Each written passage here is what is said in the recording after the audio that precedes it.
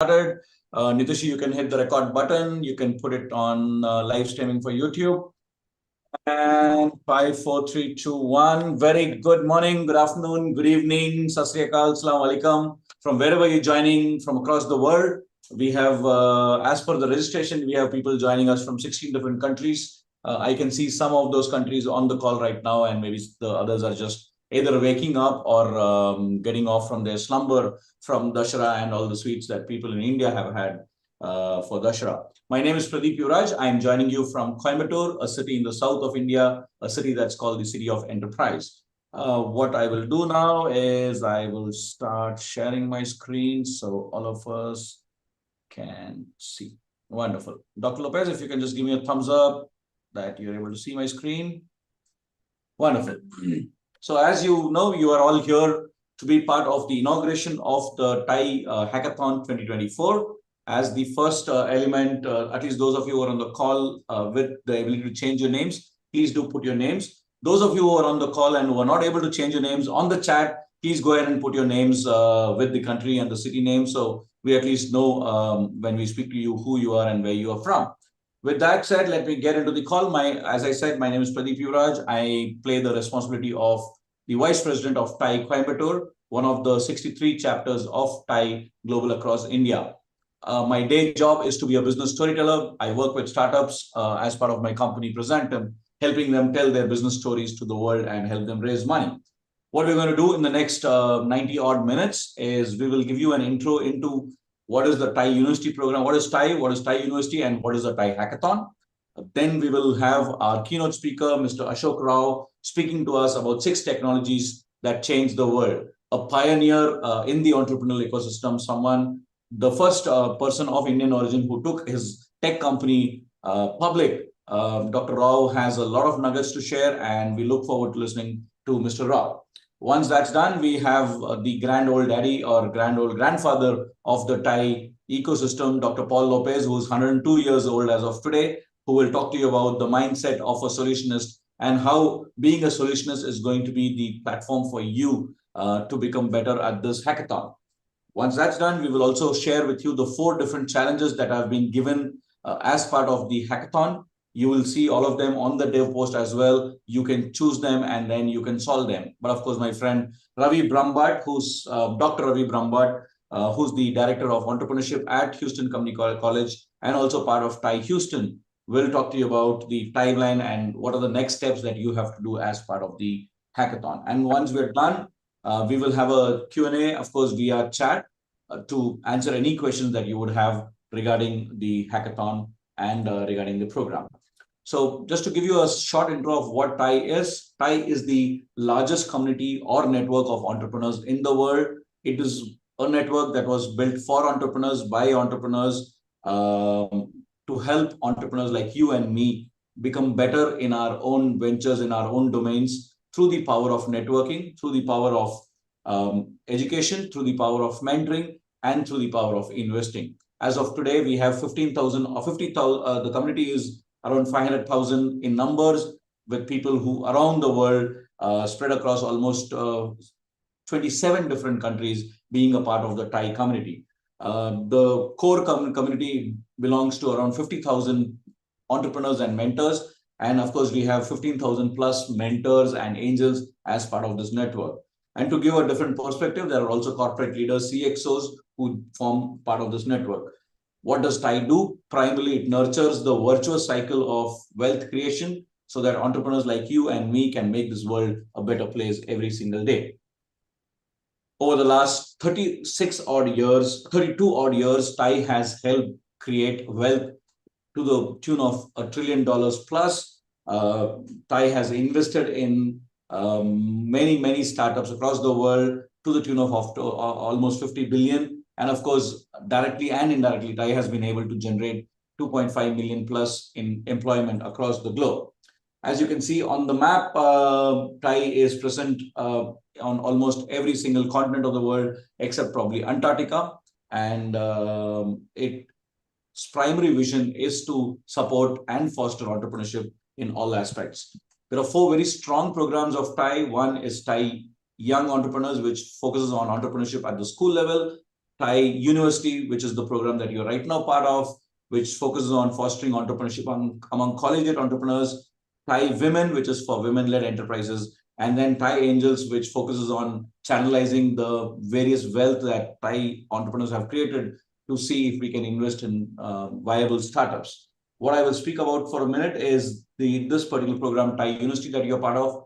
TiE University works with collegiate entrepreneurs from around the world, helping them do one very simple thing: migrate your idea from being in the campus to being in the real world. Because many a times as a collegiate entrepreneur, you start off, but then your idea stays in college, you graduate, and that's what we want to change as part of this program, TiE University, where we help entrepreneurs like you graduate and help your idea graduate as well into a sustainable, scalable business in the short term.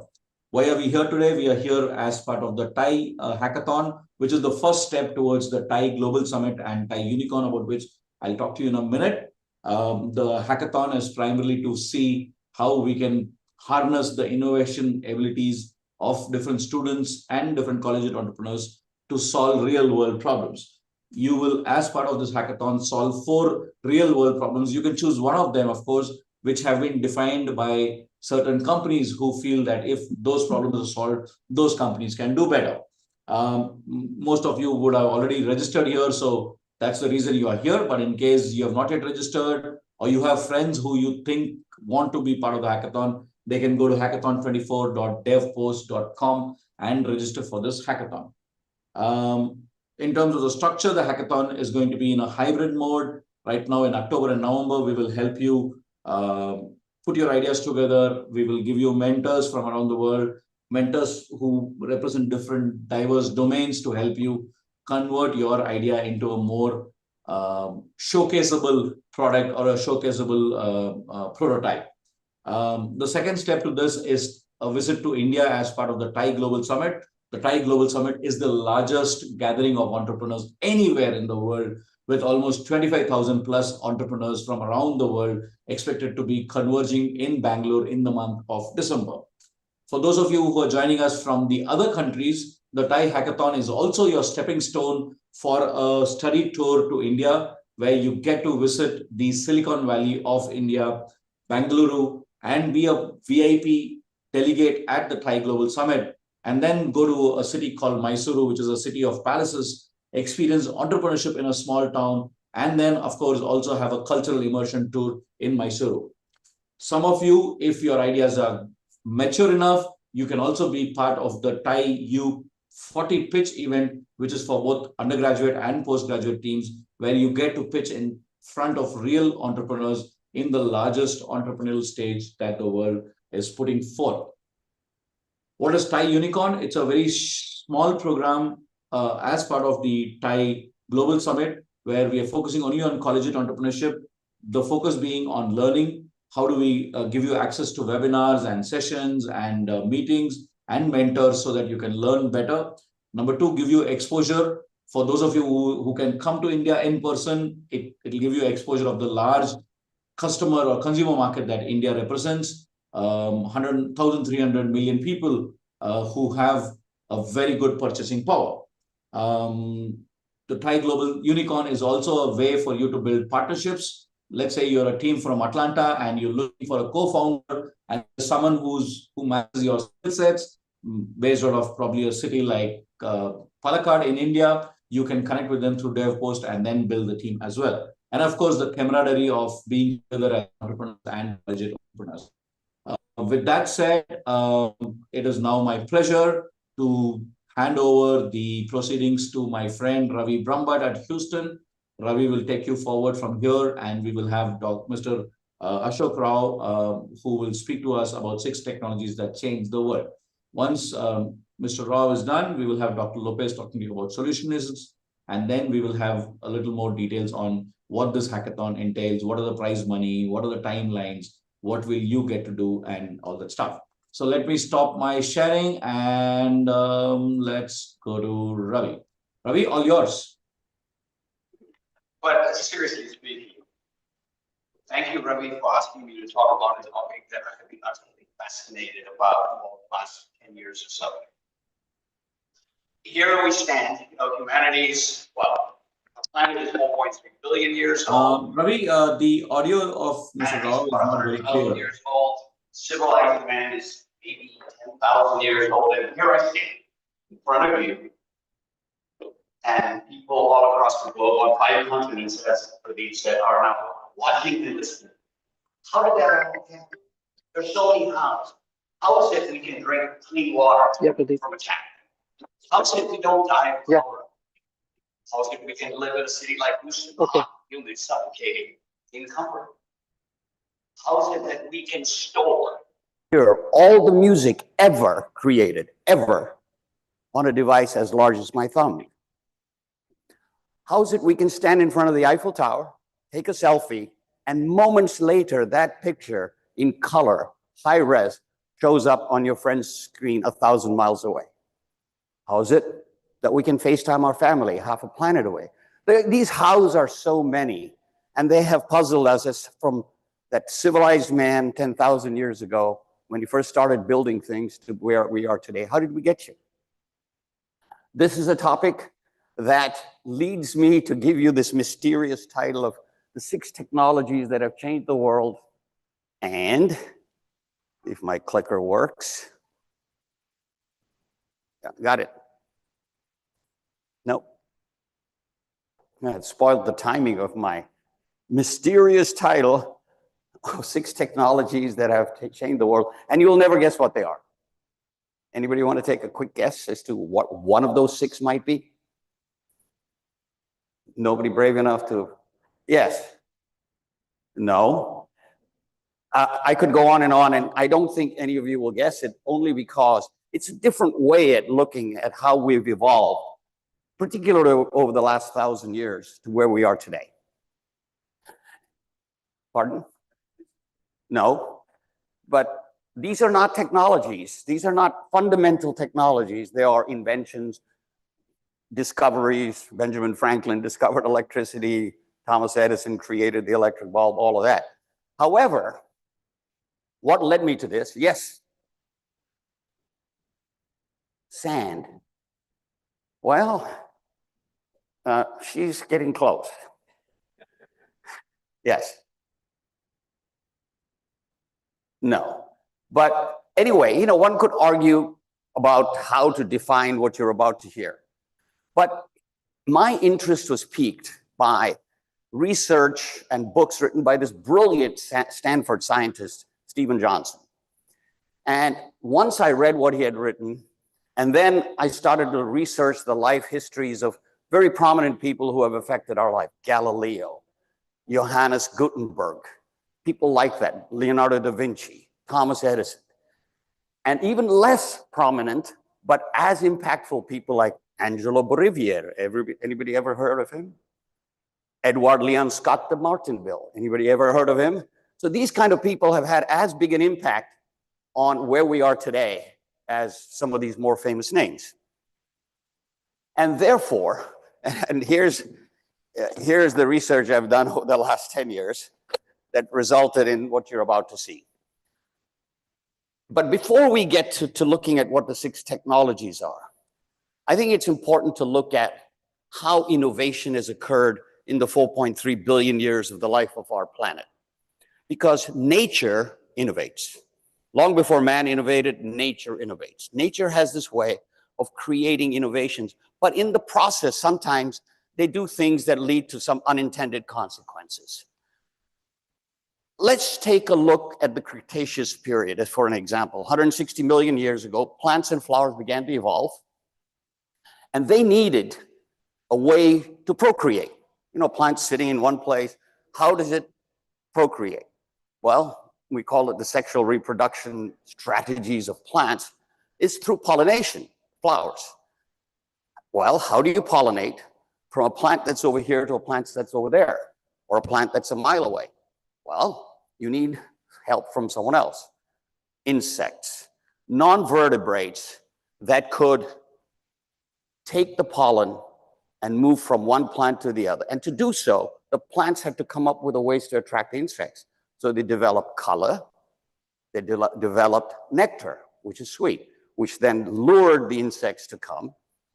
The pollen would fall on their back. They would go to the next flower and they would pollinate that flower. So this is how these insects develop the sensory tools, the ability to hover, the ability to fly, the ability to extract the nectar with long proboscises, and flowers kept going. However, there was one major unintended consequence. While all of this was going on, the coevolution of flowers and insects, it had an impact on the evolution of a much larger animal. And it was an animal that was a vertebrate, the only vertebrate that can hover. Does anyone want to take a guess about that? Which animal that is? The hummingbird. It developed a way of flapping its wings upwards and downwards in great force to be able to hover, developed a long, slender beak, and it was able to pollinate flowers. And this is what scientists, this phenomenon of unintended consequences from the natural innovation and evolution of something else, scientists call the hummingbird effect. And the hummingbird effect it exists in nature and it exists in our civilized societies and even uncivilized societies. So let's take a look at the 6 technologies. Everybody ready for that? The first technology is the technology of glass. That's why this young lady over here was fairly close when she said sand. The second one is the technology of cold, sound, clean, time, and light. Everyone's puzzled. Right, so let's dive into this and let's look at the first technology of glass. Well, glass comes from silicon dioxide. Silicon dioxide is actually sand. And when it melts at 1,000 degrees, it turns into glass. Actually, sand, silicon dioxide, is the only material, which is the most abundant material, by the way, on the planet. 90% of the crust of the Earth is silicon dioxide. It's the only material that does not return to its original state after melting and then unmelting, if I may coin a phrase. When you think of copper, you think of iron, you think of water. When they melt or they evaporate, ice to water or water to water vapor, when they return to their original state, they return to the exact same state that they were, but not glass. It's the only item that doesn't do that. And therefore, it is unique on our planet. The first uses of glass can be traced back 5,000 years ago.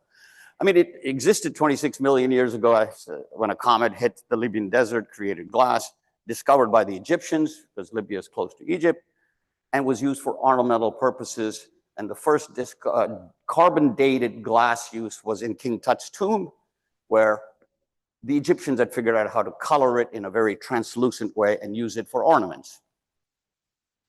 And for 3,000 years, that's all it was. Glass was used for ornaments. However, the Romans were pretty smart, and they figured out something when they moved their capital to Constantinople and ran into a bunch of Turkish glass blowers who were very skilled and started to use glass for wine glasses, for containers, for vases, and all those sorts of things. And then something freakish happened in 1204. What happened in 1204? The Fourth Crusade. Instead of going to Jerusalem and liberating Jerusalem, they turned left and went to Constantinople because there was a lot of gold, a lot of jewels in Constantinople, and they sacked Constantinople. They burnt it down to the ground practically and stole everything there was. Rape, pillage, and loot was the Crusaders' way of going. And as a result, they scared away all of these glass blowers. These glass blowers fled Constantinople, Turkey, and went to Venice, which is where the Crusades came from. Now, that resulted in quite the hummingbird effect. We had these glass blowers come to Venice, and Venice became very prosperous because they loved what these glass blowers were able to do. Create jewelry, create fancy glasses, containers, vases, etc., and ornamental use. So they became quite rich. And Venice, of course, was a rich city, but there was a problem. To make glass, you need heat, 1,000 degrees. Another problem, Venice was made of wood. What do you happen when you got 1,000 degrees in wood? These glass blowers tended to burn down Venice every once in a while, parts of Venice. So the king of Venice, the Doge as he was called, came up with a pretty interesting solution. He exiled them to an island which was a mile away, and the island was only about a mile long, called Murano. You've all heard of Murano glass, probably the most valuable glass in the world. And unintentionally, they created this great innovation hub. 1 mile long island. These guys are working all day, and then they're having a drink at night in the bar, a glass of wine in their wine glasses that they make. And these ideas are rubbing off on one another. And then in 1297 came a guy called Angelo Bolivier. And he took burnt seaweed and mixed it with the molten glass. And guess what happened? He got clear glass. So we didn't have clear glass. I mean, we look through clear glass today, we take it for granted. We got clear glass for the first time. Hummingbird effect. Sacking of Constantinople, people fleeing to Venice, and you end up with clear glass. And he called it cristallo, which is Italian for quartz, because kind of clear glass looked like quartz. And that's where the word crystal comes from. We have crystal glass because you're mixing burnt seaweed, and now we have chemicals that we mix with it, minerals. We get clear glass. So what ended up happening with glass is, once you got clear glass, you were able to use a convex surface clear glass as a magnifying glass. So people figured that out by the start of the 14th century. And guess who needed that convex kind of glass to read? Monks. The only people who could read were monks. And the only thing they read was the Bible. And they had to read the Bible so that they could make copies of it by hand. And so they would use these large hunks of glass. You can see the picture on the top right side of your screen of how they would read their original Bibles and then have to transcribe them. But then somebody figured out, instead of having this big hunk of glass, why don't we put two of them side by side and create spectacles? And so spectacles became the thing in Italy in the 14th century. And why are they called lenses? Because the word in Italian for lentils is lentes, and lentes became lenses. Little useless trivia for you folks. And therefore, spectacle makers became very important, but only, again, in a very strict, high-end way where most people were illiterate, so they didn't really need spectacles. The clergy did, and the aristocracy did. So next comes, probably, in my mind, the most extraordinary hummingbird effect of all time. And it was created by one man, a man that built the press, the printing press, Johannes Gutenberg. Now, Time magazine called him man of the millennium. He had so much impact. You can say the spread of religion, the spread of reading, the spread of information, the father of the modern internet, all of that stuff. But that's not the hummingbird effect I'm talking about. I'm talking about what happened when books, first of all, the Bible, and then other books became cheap and affordable. Now you could go out and buy one. But to buy one, you had to be able to, after you bought one, you had to be able to read it. Most people didn't realize that they were farsighted because they'd never read before. They were illiterate. So they couldn't read. They could see far, just like me. I can't read what's on the screen here, but I can see what's far. So we're all farsighted, particularly as you get older. And therefore, there was a boom in what product? Spectacles. Spectacle makers became the richest people in all of Italy, all of Europe. And the innovation in terms of making glass the way to be able to read created the microscope. Somebody figured, instead of putting two pieces of convex glass side by side, put them one behind the other. And so in 1570, Zacharias Janssen created the microscope. And then came one of the greatest inventors of all time, Galileo, who then made the telescope. And what what did that telescope have? What impact did that have? Again, another hummingbird effect, another unintended consequence. Well, when Galileo pointed that telescope into the sky, he saw what? That Jupiter had moons, and the moons revolved around Jupiter. Why was that important? Because from Aristotle to Copernicus, the theory was that the sun revolved around the earth. But if you've got moons in a planet far away, that means that we're not the center of the universe. We revolve around the sun. And it changed the concept of humanity forever. Glass. Are you following how the technology of glass and all of the unintended consequences and the tendrils of these unintended consequences lead us to where we are today? We're not done yet with glass. So, Earth being around the sun created all sorts of other things, and we'll get to some of the other technologies where it affected maritime commerce, it affected shipping, it affected how we looked at the world. But glass created all these wonderful things, and then we ended up with, let's move to modern times, cameras, and then we have the movies and Hollywood, all because we can have images captured through glass. And then came one of the most sort of underappreciated innovations, which is fiberglass. And we'll talk about how important it is in our life. The reason 1,000 people around the globe are listening and watching us today is fiberglass. And how did that happen? People had always tried to create fiber from molten glass by pulling it. And they could create like a thick tube. But nobody had really created a thin fiber. And there was this one guy called Charles Vernon Boys, another very interesting guy whose life one should read about. And he said, and he really didn't want to create fiberglass. What he wanted to create was a balanced scale where he needed to measure very, very small amounts of weight. And so he thought he needed a very slim balance beam on a fulcrum. And that was a fiberglass. So what he took was a crossbow. And he attached the end of the crossbow bolt to a hunk of melting glass. And he shot it 90 feet.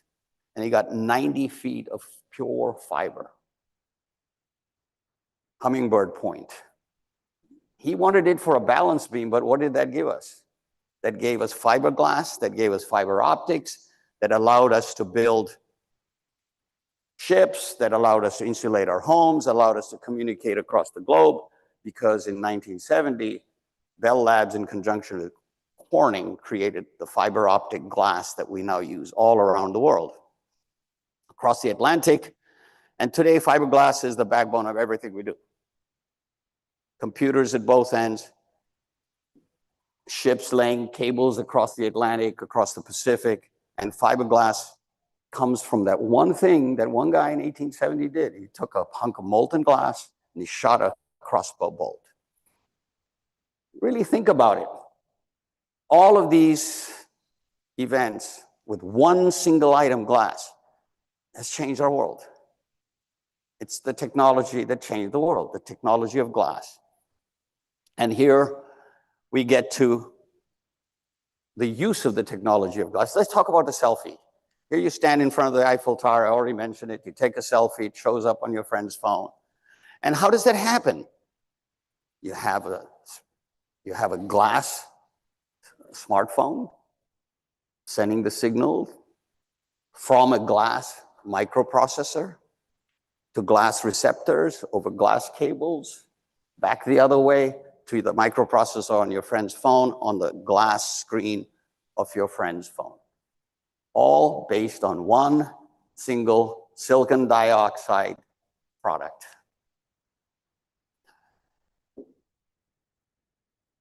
So silicon dioxide is what, but we're not done with glass yet. Back to the 1400s, when the only way you could see yourself up to that point, since 100,000 years ago to about 14 something, was by looking at a lake, the water surface, you look at yourself, or looking at shiny polished objects. Yet never really, human beings never really understood or recognized what they looked like, other than the aristocracy could get detailed paintings. You know, they could get Da Vinci or Michelangelo to paint their portrait.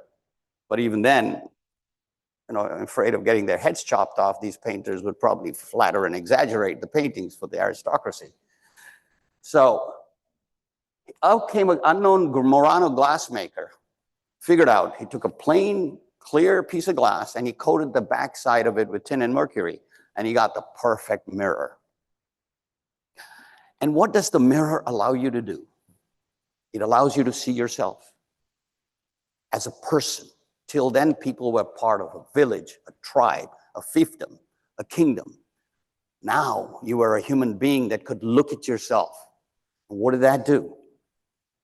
The first seed of democracy, where a person was important. No longer was it the king or the kingdom. Think about it. Making a kind of far-fetched connection, but I'm saying that mirror that was created in the mid-1400s is the reason we can vote today.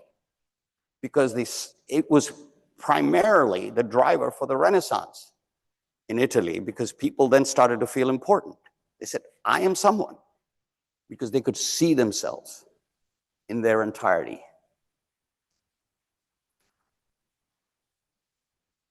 And finally, we are able to look beyond ourselves with glass. We can see the world, we can see the planets, we can look into the past. Because what are great telescopes today? They're not lenses anymore, like Galileo's telescope. They are a whole bunch of hexagonal pieces of glass that double reflect, and you can see millions of light years away. So you're looking at your past. You're looking at 1,000,000 years ago. If you're looking at something 1,000,000 light years away, you're seeing what's happening in the past. And therefore, a world without glass is hard to imagine. Everything we touch today is from the technology of glass. It helps us understand the cell, viruses, germs, because we can see it through microscopes. And it also gives us knowledge of our place in the universe. And it is the most abundant substance on Earth. And it all happened because someone decided to put 1,000 degrees of heat on sand. So this young lady in the front was fairly close. And therefore, if you look at my glass Hall of Fame, I'll have a Hall of Fame for all 6 categories. I give these people, and Bell Labs is in there, and Bell Labs and Galileo will show up often, trust me, because they were remarkable in everything they did. Was that something that opens your mind to what the other 5 might be like? Because the next one is the technology of cold. And glass, the technology of glass, we could say is 800 years old. The technology of coal really started 200 years ago. Henry David Thoreau had this comment when he wrote his famous book. He says, ice is an interesting subject for contemplation. He sat in his house and he looked out over a lake, frozen lake in New England, just outside of Boston. 20 years before him, there was a fellow called Frederick Tudor. He was the spoiled son of a very wealthy man in Boston. And he also figured out that ice is something nice to contemplate, but he figured out how to make money out of it. Because in his home during the summer, during the winter, they would chop out huge blocks of ice from the lake outside the house and store it in the house, cover it with sawdust, and it would cool their home in the summer. It would give them the little ice chips for their drinks. So when it was 90 degrees outside, they were still cool inside. So he figured, okay, I have ships coming from the Caribbean loaded with bananas and molasses and rum and all these other things, and they go back empty. Why don't I load them up with huge chunks of ice and I can go sell it over there? And yeah, he had some ups and downs in his business career. He almost went mad, but he eventually became the king of ice. He became the most wealthy man, one of the most wealthy men, and he was able to ship ice all across the globe. To Bombay, to Rio, to the American South, who wanted their mint juleps. and it was very hot in places like Louisiana and Florida. And he became very wealthy. But there was one problem, and also, he shipped it to the Midwest. And why is this important? And we'll come to the technology of clean when we talk about Chicago. But as a result of ice, they could make refrigerated freight cars. Think about it. Till then, the only way to get beef to the East Coast, the main population was in Boston, New York, Philadelphia, all the way down the East Coast, Charlotte, Richmond, was to ship cattle live. Because if you slaughtered them and shipped them all across 1,000, 2,000 miles across, they would spoil by the time they got there. And shipping live cattle was Russian roulette. So what ended up happening was, as a result of the technology of cold, we have the city of Chicago. There would be no Chicago without Frederick Tudor. It became the center of all meatpacking. And all the stuff that was coming from Texas and Kansas, the live cattle, as you see in all the cowboy movies, ended up in Chicago and were shipped to the East Coast in refrigerated freight cars. And then Chicago became the fastest growing city in the world at the end of towards the end of the 19th century, from 1870s onwards, when the refrigerated ice car was made. But there was a problem with this, in that ice was not always available. What if you had a warm winter? There was not enough ice in the lakes. And what if the ships going to Florida and going to Rio and going to Bombay ran into hurricanes? So the next step was to avoid the ups and downs of not having ice, which became a fundamental requirement for people, was to have artificial cold. People started thinking about artificial cold. We don't think about it today, do we? We walk into the house, the thermostat automatically kicks on your air conditioner, and it's nice and cool. But in those days, we're talking mid-1800s, there was no artificial cold. And then when we talk about how we thought about it, it was not because someone decided, I'm going to make artificial cold. There's this guy who belongs in the Cold Hall of Fame, Dr. John Gorey, a doctor in Florida, good doctor, cared for his patients. Most of the patients in Florida in those days suffered from viral diseases. Got a doctor over here, he'll confirm that. Malaria being the most important. And how do you treat malaria? In those days, before you had malaria medicines, you kept them in a cool, dry environment and let the virus work itself out. And for that, you needed big blocks of ice. And I think it was in 1842, there was big hurricanes and no ice got to Florida. And this doctor, who was quite smart and was a student of Boyle's Law. You guys are students. Do you know what Boyle's Law is? PV equal to RT. Pressure times volume equals a constant times temperature. Simple. Dr. John Gorey put a live bird in a jar and pumped the air out. Vacuum, the bird died, but also froze. Pressure times volume equals R times temperature. Volume goes low, temperature goes low. Volume goes high, pressure goes high, heat goes high. So what he did was he compressed air, and when he decompressed it, of course, it cooled the environment, and had the first air conditioner created by someone wanting to cure malaria. Another hummingbird effect.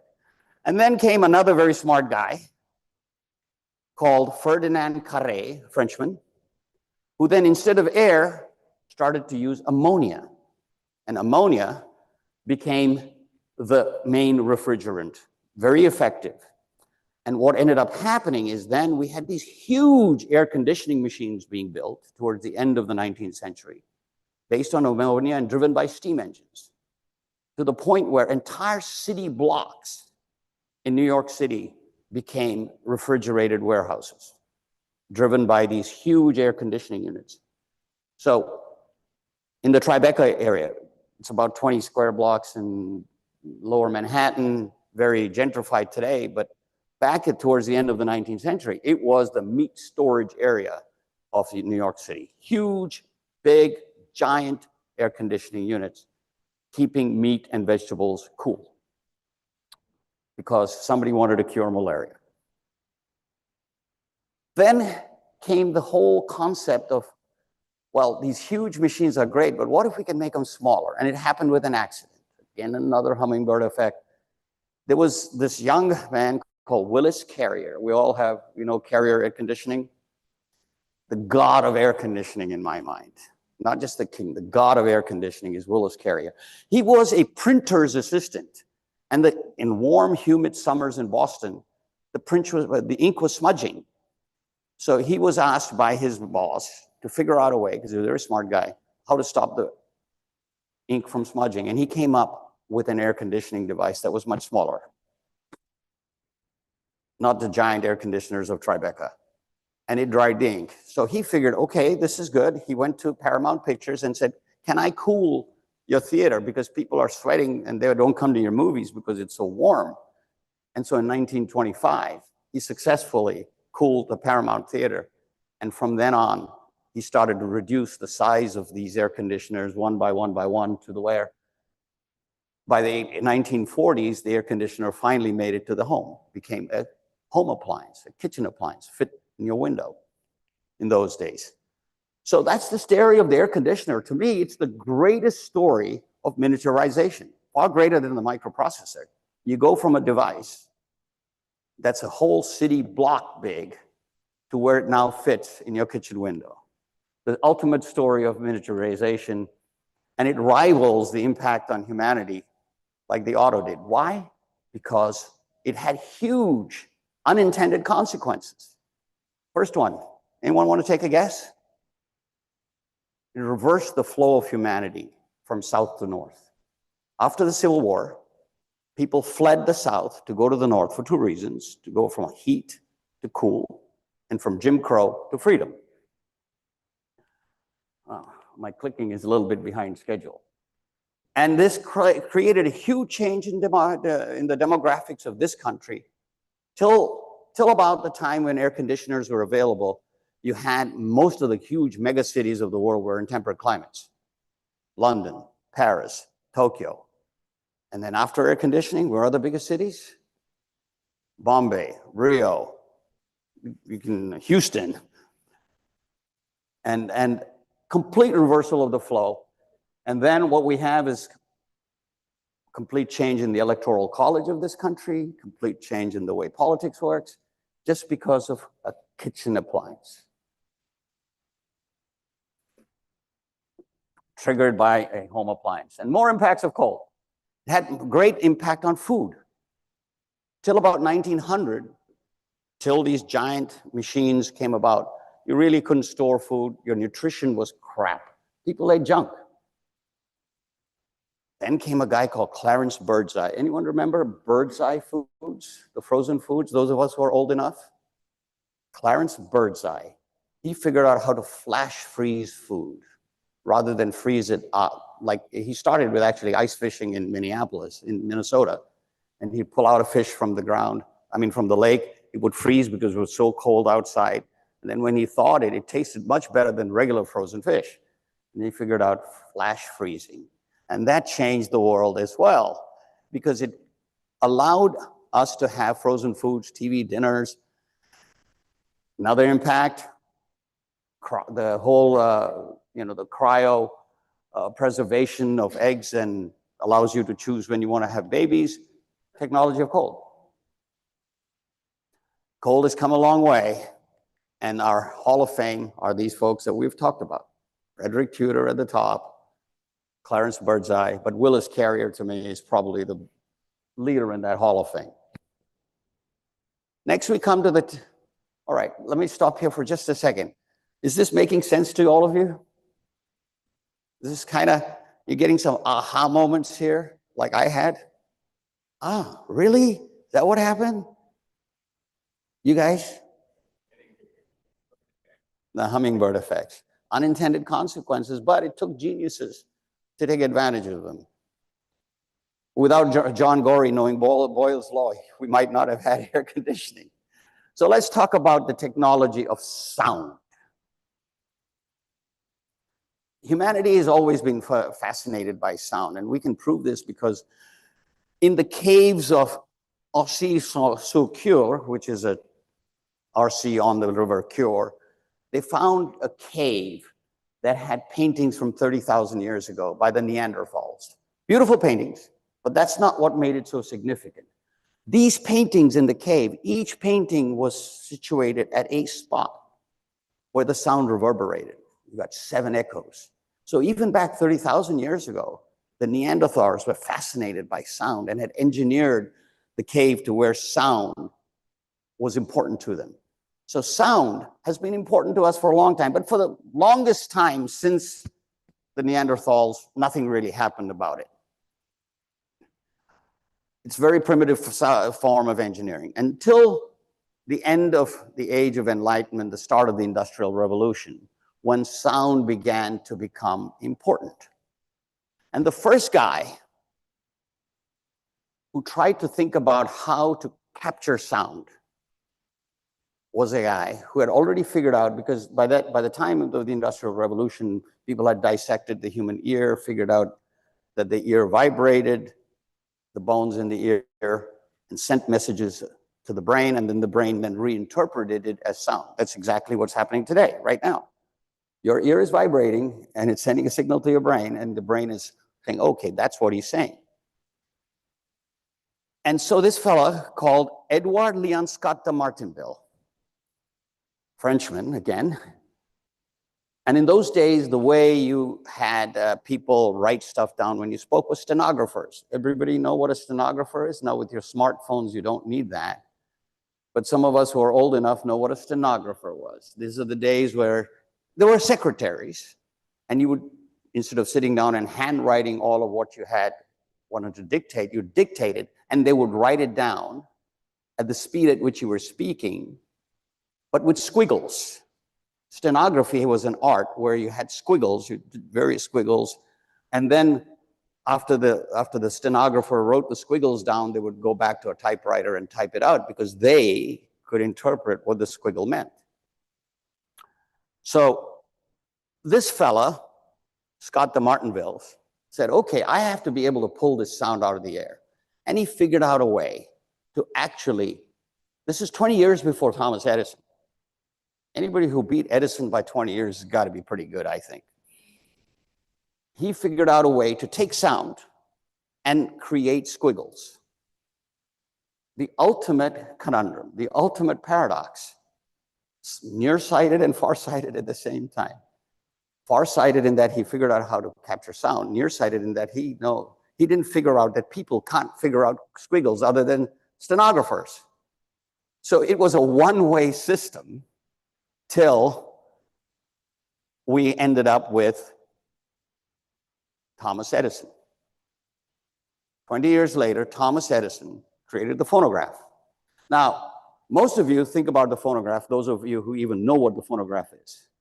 You all know what, do you remember the turntables where you could put your needle down and music came out from the, today you don't need any of that, you need a thumb drive. But the phonograph was originally intended for audio letters. That's what Thomas Edison intended it for, that you would dictate your letter to your loved one, it would then write the sound onto this drum, then you would mail the drum by Pony Express to your relative, and then they would have a similar phonograph device that would play it back. Any of you remember the RCA Victor logo with the big ear horn? That's the kind of thing they used to have. You can see it up there.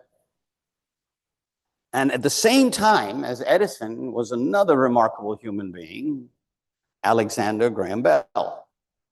He invented the telephone. And his intent for the telephone was to transmit music. That you could listen to symphonies and operas and somebody singing over the telephone lines in a remote location. They had it flipped. The phonograph became the music instrument, the telephone became the communication instrument, but still, both these geniuses figured something out.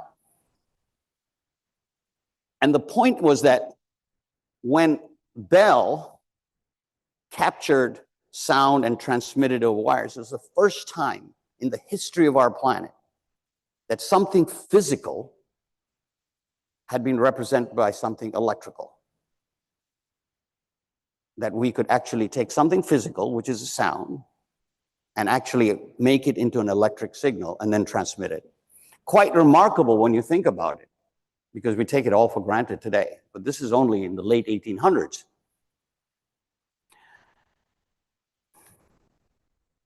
And so the impact of what the telephone did, what Bell's invention did, was brought the world closer together. You could now speak. There were some disadvantages, we'll get to that. It created job opportunities for women. AT&T was created as a result. AT&T was a company that Bell, Alexander Graham Bell, created, and therefore everything was Bell, something Bell. Ma Bell, we used to refer to it as. And then these 250,000 jobs that women got, because women got the jobs.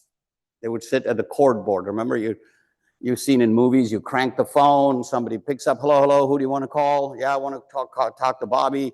Okay, and then they flip the cords around and they connect to Bobby. Well, they were all women. Until then, women had stayed home.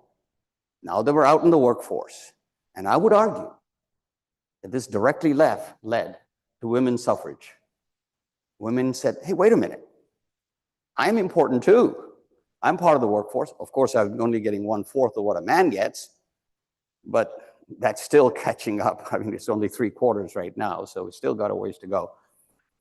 And it could arguably say that the hummingbird effect of the invention of the telephone, technology of sound, led to women's suffrage, the Me Too movement, all of that. A little bit of a connection, but the other thing that happened was that as a result of the Justice Department allowing AT&T to have a monopoly over telecommunications in the United States, was that they insisted that Bell Labs, which had been created by AT&T, became publicly available to everyone. Every invention that Bell Labs created would be available, could not be patented.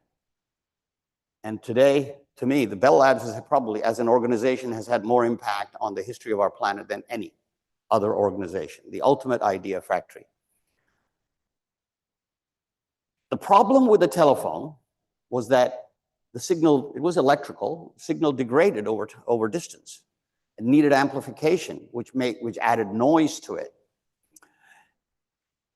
And that problem remained till World War II, when there was another requirement for telephone communications, which was secrecy. Franklin Roosevelt and Churchill were talking all the time about World War II, and the Germans were happily listening to everything they were saying. And there was no secrecy. So along came Alan Turing. Remember him? Anyone seen The Imitation Game? What was he famous for in The Imitation Game? Cryptography. But that's not what I think he was best at. I think he should be more celebrated for digitizing data. He created a system called Sig Sally. You can see it's the size of a giant room there, top right. And he was able to sample sound at 20,000 times per second. Not with squiggles, but with zeros and ones. The first digital anything. And today, everything is digital. Social media is digital, your mobile phones are digital, your computers are digital, but didn't happen till Alan Turing helped beat the Germans in two ways, one by cracking the Enigma code and one by digitizing sound. Anyone thought of that? That that's where this all comes from, is from this guy who was then persecuted after World War II for his beliefs. The other significant technology of sound is the radio. Marconi, Guglielmo Marconi, invented the radio, not for radio.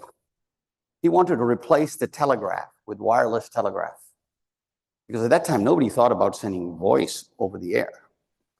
Till we got a guy called Lee DeForest. One of the reasons one of my companies is called Forest Devices is in honor of this guy. And he created the Audion, which was the first, was the predecessor to the vacuum tube. It was gas filled. And it really didn't work very well. It amplified sound, but it was very noisy, very tinny.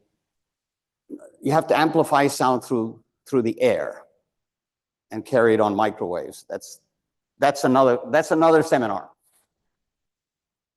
And then he went bankrupt and he sold his patent to AT&T, to Bell Labs. And they decided, after research, that no, it shouldn't be gas filled, it should be vacuum filled. And we changed the world again. These vacuum tubes allowed you to amplify sound. Your amplifiers originally were vacuum tubes. Those of us who remember our old Philips radio, our amplifiers, they were all vacuum tubes. Tubes that sat on big boards. Now this had some major hummingbird effects. I would argue that Marconi's invention, Lita Force's tube, and Bell Labs' improvement of it created World War II. Anyone understand why? Directly impacted and created World War II because Hitler could talk to hundreds of thousands of people in Nuremberg. He, in the 30s, otherwise you could only talk to 20 people or 50 people in a room. But 200,000 people attended his Nuremberg rallies, and he was, of course, a hypnotic orator. He got them to do the Kristallnacht. He got them to do the Night of the Long Knives, as we call it. And we had World War II. So without the technology of sound, we may not have had World War II. That's the bad one. Here's a good one. Without the technology of sound, we may not have had civil rights. Till then, people, white America, didn't understand the skills and culture of Black America. But with radio, into your living room came Billie Holiday, Louis Armstrong, Duke Ellington. And all of a sudden, people began to realize, hey, wait a minute, Black people have talent. This is good stuff.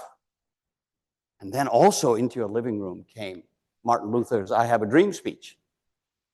And I would argue, in an argument, hummingbird effect, that Lita Forest and Bell Labs and Marconi helped create civil rights. A little bit of a stretch, too much of a stretch. Just fun stuff to think about. And also, sound is the basis for sonar. In 1912, the Titanic sank because it didn't know that there was an iceberg underneath. And that was a problem all during World War I, I'm sorry. And there was a fellow in Canada called Reginald Fassenden, again, he belongs in the Hall of Fame, who invented echolocation, sonar. Tried to sell it to the Brits in World War I. They were too British. They said, nobody in Canada can do what we can do.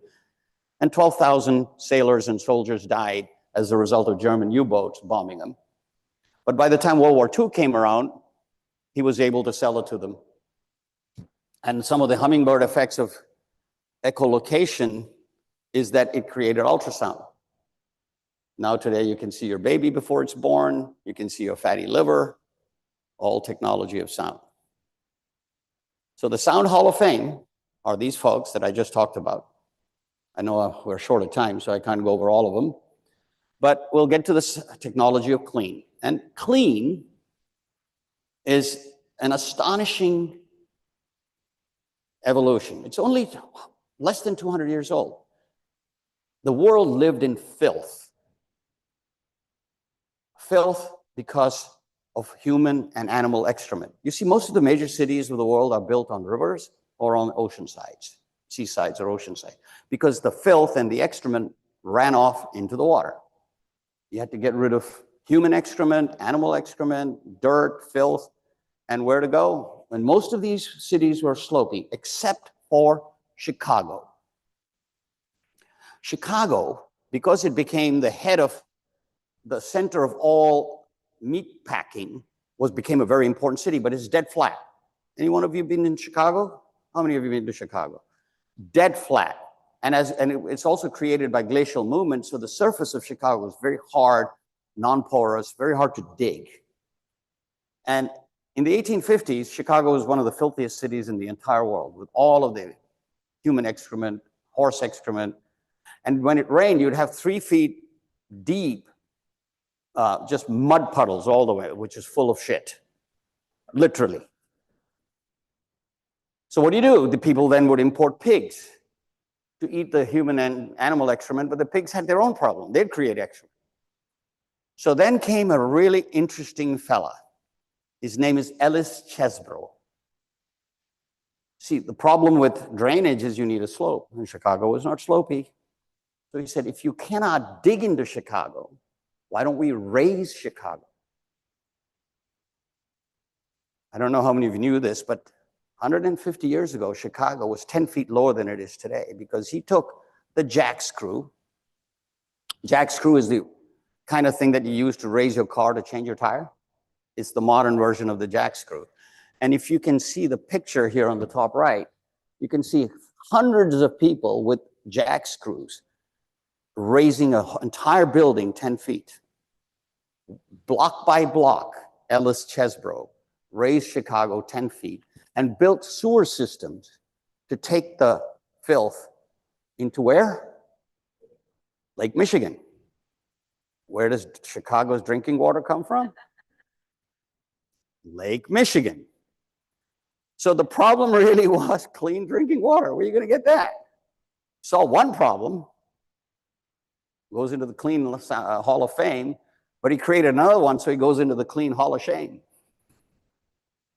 Well, that was a problem that was worse than even what you think. It was drinking water became Russian roulette. How did you know that the water was clean enough? Well, you waited for someone to die. If they died, the water was dirty. If they lived, you could drink it. Pretty nice way, right, of figuring out if the water is clean enough. And at that time, people didn't wash hands, didn't bathe, soap wasn't available. This guy, Ignaz Semmelweis, Hungarian fella, he figured out that washing hands helped. And most doctors and most people said, oh, that's terrible. You shan't, that's why people die, is because you wash hands, you bathe. But they determined that washing hands helped by looking at what happened in hospitals for rich people and poor people. Poor people, it was midwives delivering babies. Rich people, it was doctors. And the rich people had greater infant mortality than poor people. So people figured out washing hands was a good thing. However, the theory of smells, which is what they had, was something that had to be defeated by one technology of glass item, the microscope. The microscope allowed a guy called Robert Koch to look and figure out that the water was teeming full of these live bacteria. Not only was he able to figure out that there were bacteria in it, but he was able to figure out how much bacteria was safe. And he figured out it was, if you were less than 100 colonies per milliliter, the water was safe to drink. If it was more, it was not safe to drink, and no longer were you playing Russian roulette with drinking water. However, the problem was Lake Michigan is full of that stuff. All of the water supply all across the country was full of that. Till along came a guy called John Leal. This man really belongs in all kinds of Hall of Fame. He figured out that chlorine would kill these germs. Nobody believed him. So in 1908, in the dead of night in Jersey City, he went and he poured calcium hypochlorite, which generates chlorine, into the water supply of Jersey City. And it turned out that he cleaned it up. Calcium hypochlorite reduced infant mortality by 75%. Just think about it. If we were not recipients of the technology of clean, Robert Koch, John Leal, 1 out of 4 of us would be here today. 3 out of 4 would not be alive. He's counting his 4 and wondering which one of the 4 would have been here. That's not all about the technology of clean. This is the technology of fun and the technology of clean that impacted women. Well, having clean water did what? Allow you to build swimming pools, public swimming pools. And the problem was that women weren't allowed to bathe, even on ocean sides. They would have to get into a bathing wagon, if you recall, wear 10 yards of clothing, get out of the bathing wagon away from the view of any man, and then go in the water and come back out. But over time, by 1930s, from 10 yards of clothing, women were allowed 1 yard. We actually had the bathing police come and measure how far above your knee the skirt was, the bathing suit was. And then came the two-piece swimsuit. A lady by the name of Micheline Bernardini was the first model of the swimsuit and allowed women to express themselves. And again, I would argue, and again, do you know why bikini is called a bikini? Frenchman who invented the bikini named it after the nuclear bomb test that the United States was doing on the Bikini Atoll in the Pacific. The atoll that they would bomb with their nuclear weapons to test the nuclear bomb was in the Bikini Atoll, A-T-O-L-L, little island that comes out of the ocean. That's why he called it the bikini. Bikini, which was the new bomb. And so we have and today we have people like Tyra Banks. The new bomb, not so new, but still a bomb. So the hummingbird effect, arguably, just like AT&T did with their 250,000 women, allowing women to express themselves, I would argue the technology of clean gave women the same impetus to stand up for themselves, to say, okay, I'm not gonna clothe my body. You men can go in there with a swimsuit, but I gotta wear 10 yards of fabric. I'm gonna be just like you guys. Technology of clean. One last item about clean, personal hygiene. Most of what we've talked about is public hygiene. People lived in filth. They didn't have baths. They didn't wash their hands till we had this lady, Annie Murray, in Oakland, California, in 1913, put all of what John Leal had come up with 5 years after he did his Jersey City experiment and put it in a pint-sized bottle, called it Clorox. And Clorox helped people clean their houses, created new industries. But not only did it help clean their houses, it also allowed a former president to cure COVID by injecting it.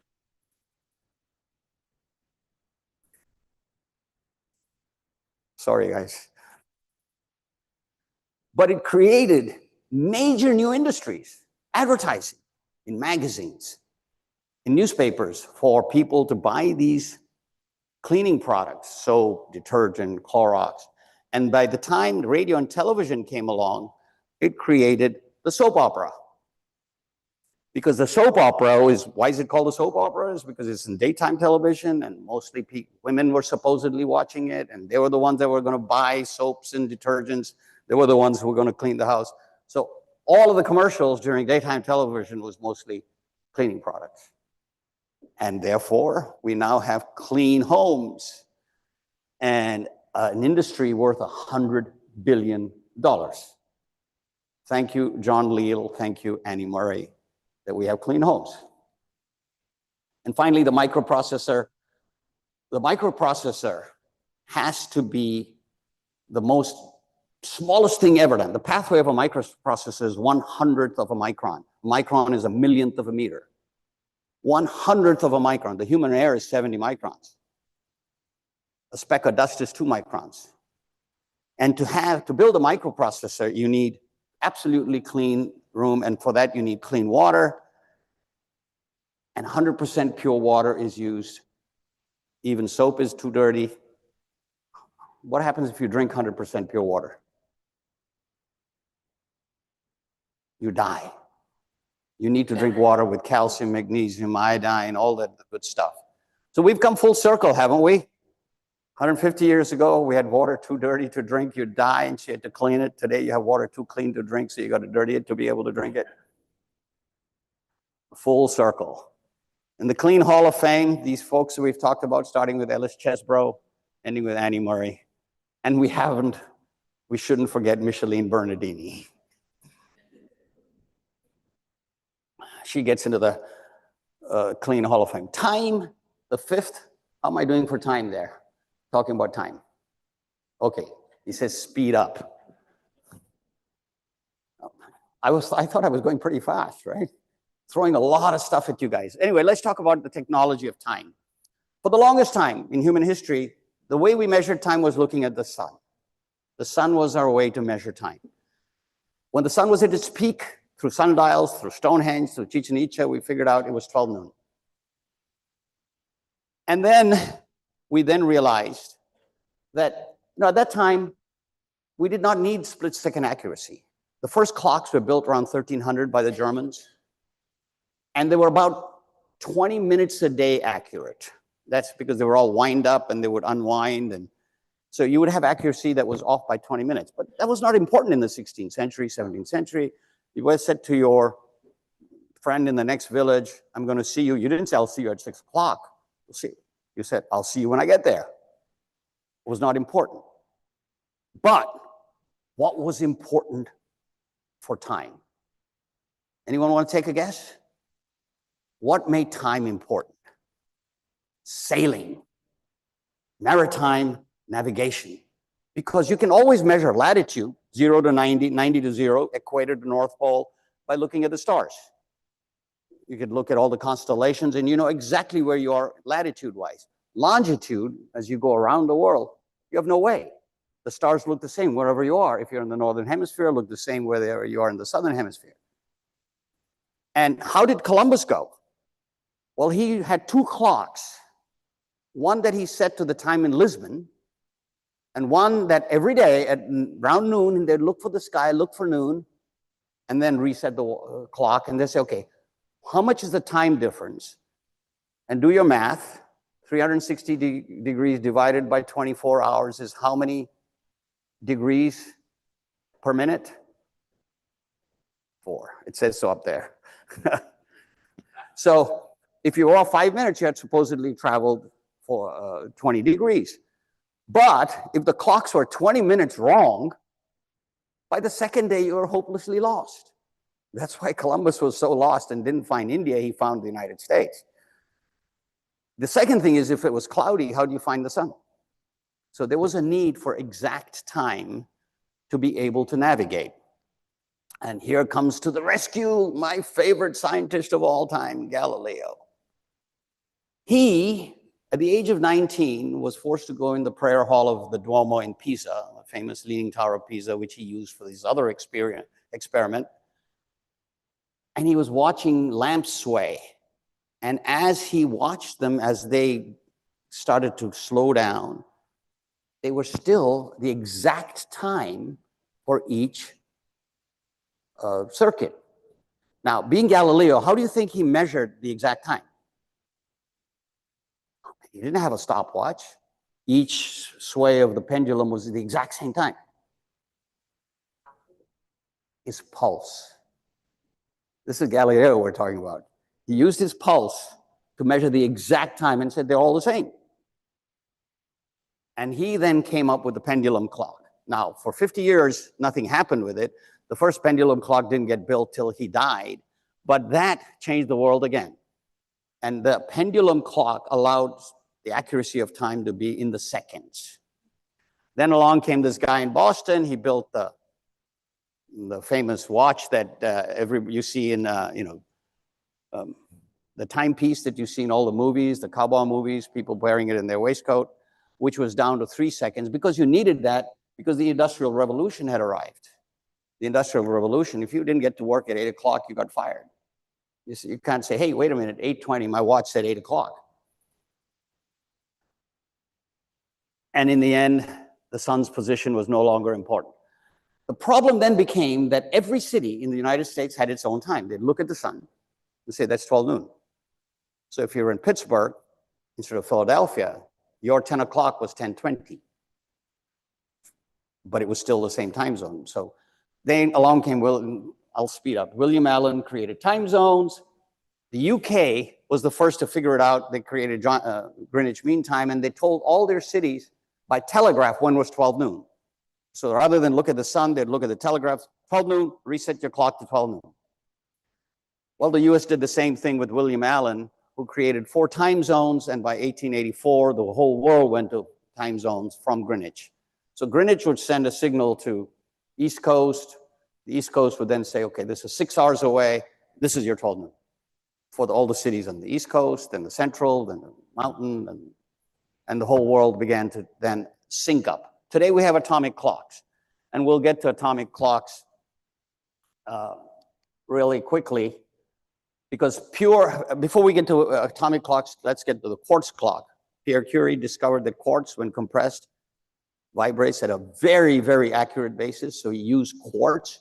Those of us remember when we used to get a watch.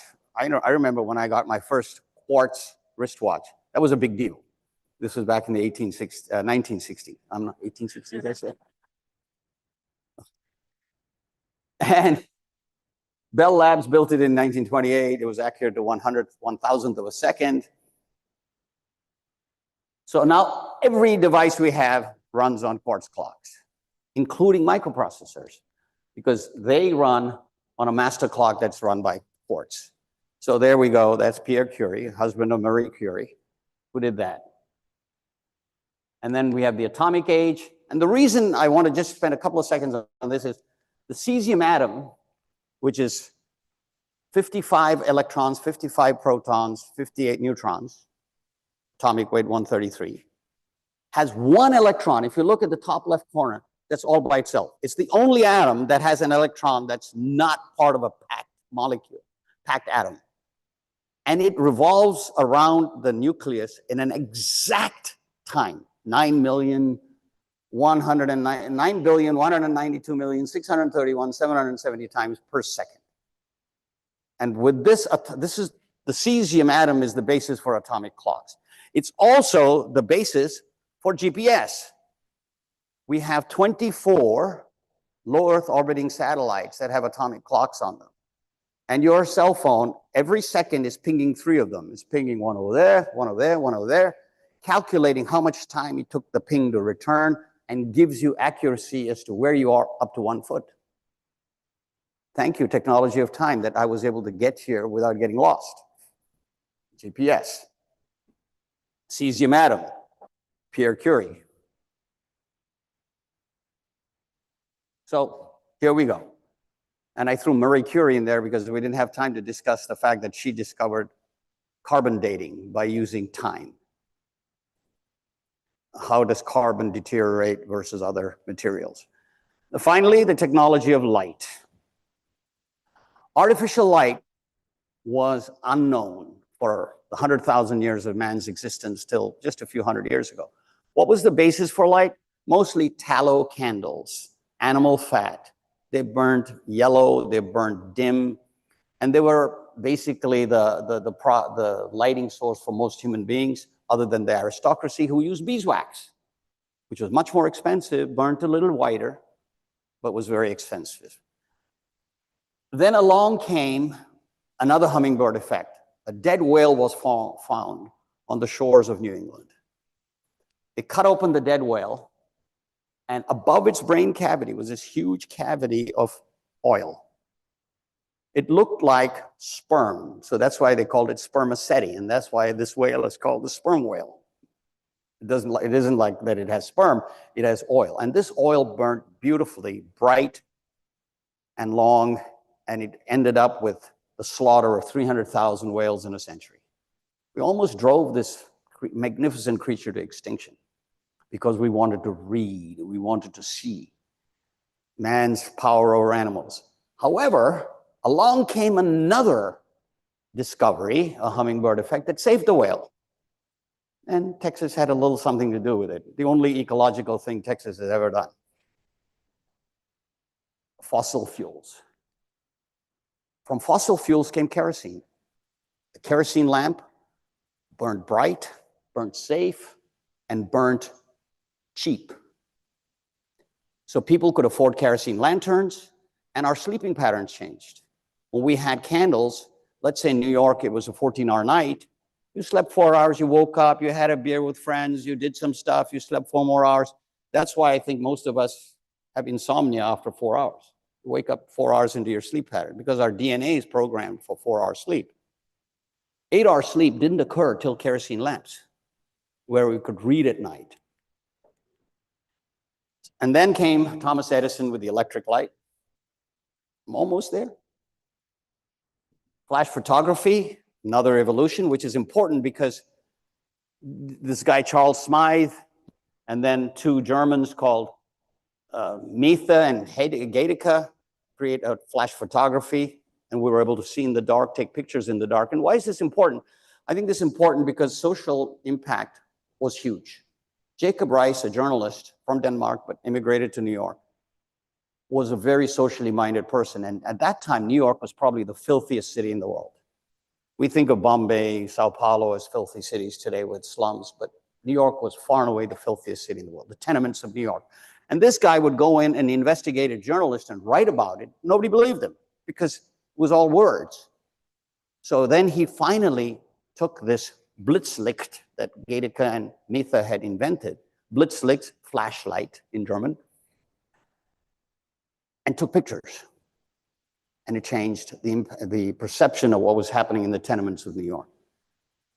That's why we have the term muckraker. He was the first muckraker. To go into these tenements, you had to rake the muck.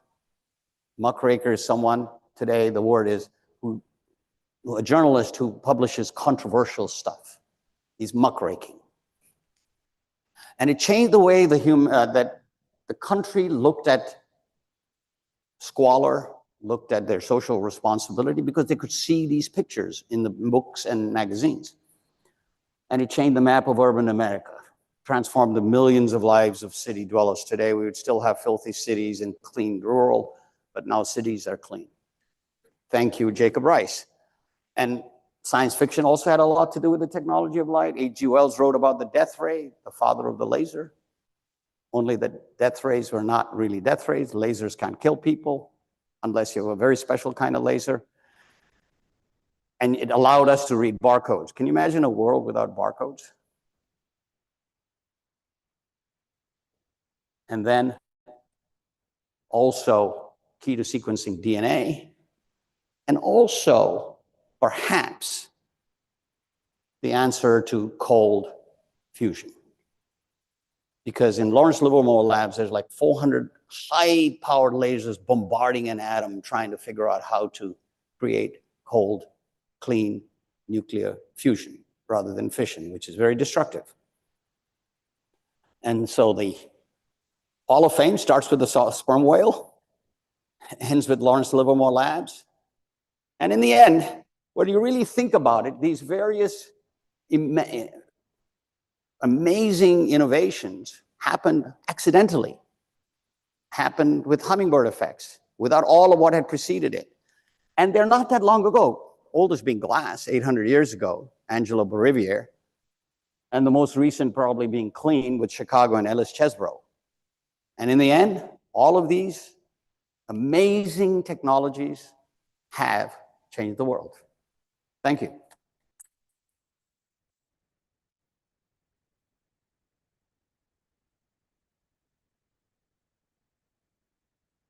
Almost on time. Thank you. Thank you, Mr. Rao. Ravi, I'm not sure if Mr. Rao is able to hear me. Is he? Nope. Just 1 second. We'll switch over. What do you need? Q&A? No.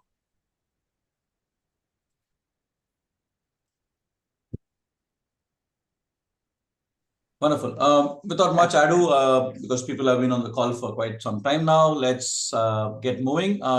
Ravi, maybe on behalf of everyone on the call, thank Mr. Rao.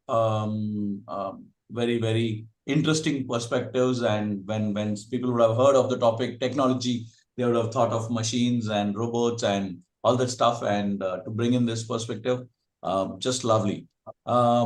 Just to get the things moving on, it's now my pleasure to bring on stage Dr. Paul Lopez, the founder of the TiE University program, a charter member of TiE Atlanta, and also an investor as a day job. Dr. Lopez, over to you. Okay, thanks, and good morning, good afternoon, good evening. Accordingly, Pradeep, give me a thumbs up that you're seeing my slide about me. So we're going to move into the heart of the hackathon with what you heard from Ashok as a background of how to think about how you might change the world. Who knows today, this week, this month, where we might go. Here is my contact info, but I am also part of your WhatsApp group if you are participating in the hackathon. The hackathon begins today. We're going to have 2 tracks. Dr. Lopez, just one second. You will have to move the video box from the screen. It's on the right side, just above the number 15 on the page number. Yeah, that's Great. Okay. perfect. Yeah. So we're starting today in terms of, I'm assuming all of you have registered in some fashion in order to know about this.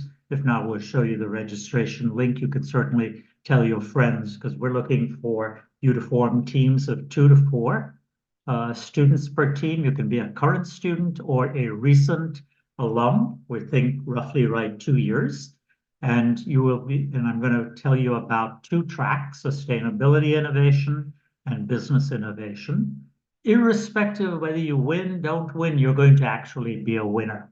And the way that we're going to make sure that that is the case, you will be introduced to 40 online digital courses that are minutes long. When I looked around, there were about 30 minutes apiece that you can take, and therefore up your own skills as a digital citizen of the world.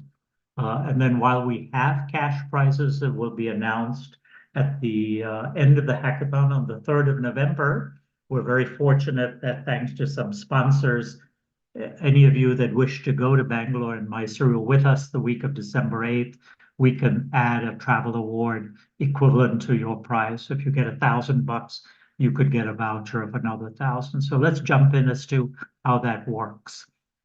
Here is, in fact, the URL where you've registered, but you can tell friends, like I said, you can be teammates, other members, colleagues of yours at college, et cetera, et cetera. And for the rest of October, if you go to this particular website, Hackathon, you'll see that we've asked you to continue to do different things.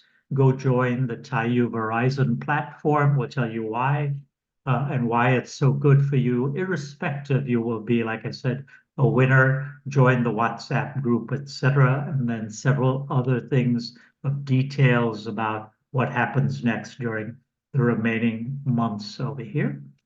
During the remaining months, you'll have access. We can keep putting in other kinds of pre-recorded workshops, and we'll provide office hours during the next 2 weeks, probably an hour, roughly, each week, where you could come and choose to ask questions, be mentored in breakout rooms, et cetera, et cetera. Those will be posted by midweek this coming week. Again, everything will be posted via DevPost. We expect that today you'll see 4 of the business challenges. We may have 2 more, but you can start to think about them, and then you'll have roughly 2 weeks to start submitting, I'll call a draft or a prototype solution, 1 per team. So if you're a 3-member team, all 3 don't have to submit, just 1 of you. Again, DevPost will take care of how that gets done. So go meander and roam around. You guys are smart and can learn how to use DevPost. By the 30th, we're expecting that your prototype will have been changed into a final submission. Judges will look at it on the 31st and the 1st of November, and we'll publish the semifinalists for each track and each challenge. And that way, on the 2nd, we'll be back in a hybrid kind of way, depending on the chapter closest to you, or certainly via Zoom, where we will then listen to all the semifinalists.